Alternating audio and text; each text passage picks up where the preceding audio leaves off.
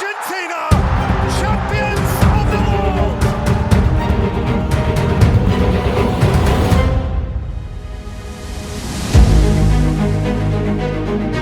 Xavi Hernandez kini telah mendapatkan trofi pertamanya sebagai manajer Barcelona.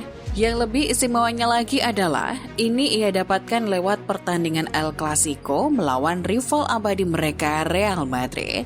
Xavi dengan pasukannya yang berisikan pemain muda berhasil mengalahkan skuad veteran Carlo Ancelotti dengan skor 1-3. Gavi yang baru berusia 18 tahun menjadi bintang pertunjukan. Ia menancapkan pisau belati ke dada Real Madrid lewat permainan cantik yang ia pertontonkan. Gavi mencetak 1 gol dan 2 assist di laga tersebut. Sekaligus, ini juga menjadi trofi pertama Gavi bersama Barcelona.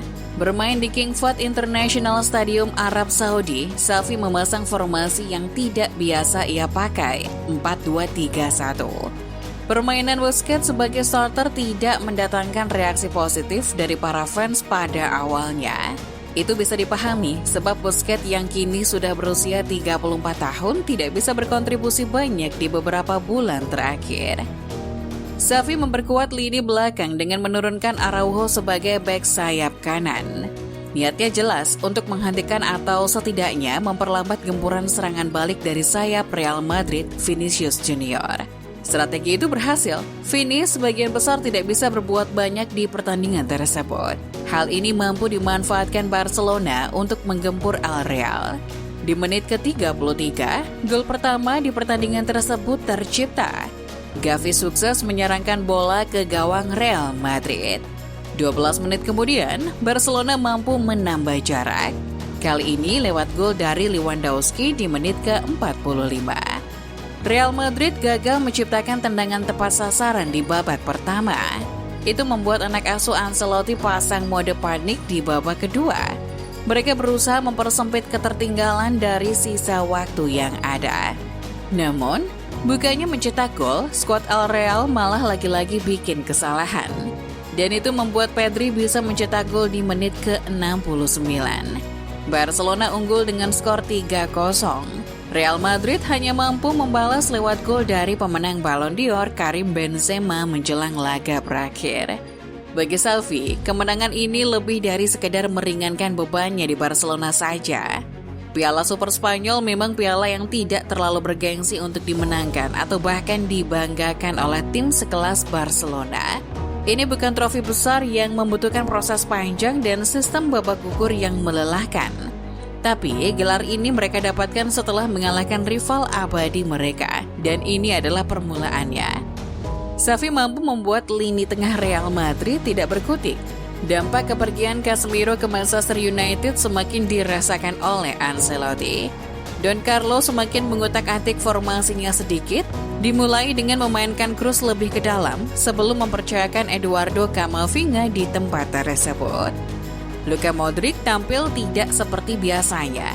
Xavi bisa membuat gelandang andalan asal Kroasia itu tidak menyentuh bola. Total, ia hanya melakukan 37 sentuhan dari 65 menit waktu yang ia habiskan di lapangan. Sudah 435 hari Xavi menjabat sebagai bos di Camp Nou.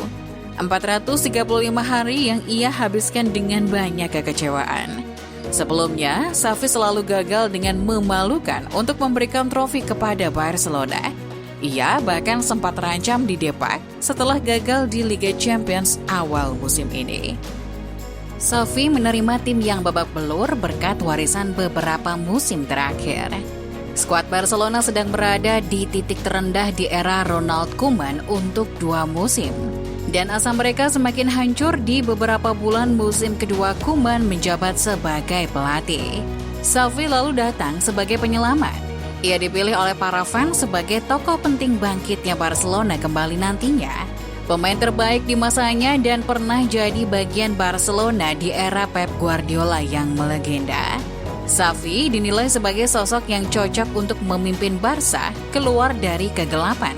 Di tahun yang panjang selama ia menjadi manajer klub kesayangannya itu, Xavi sudah melewati banyak cobaan dan kekecewaan.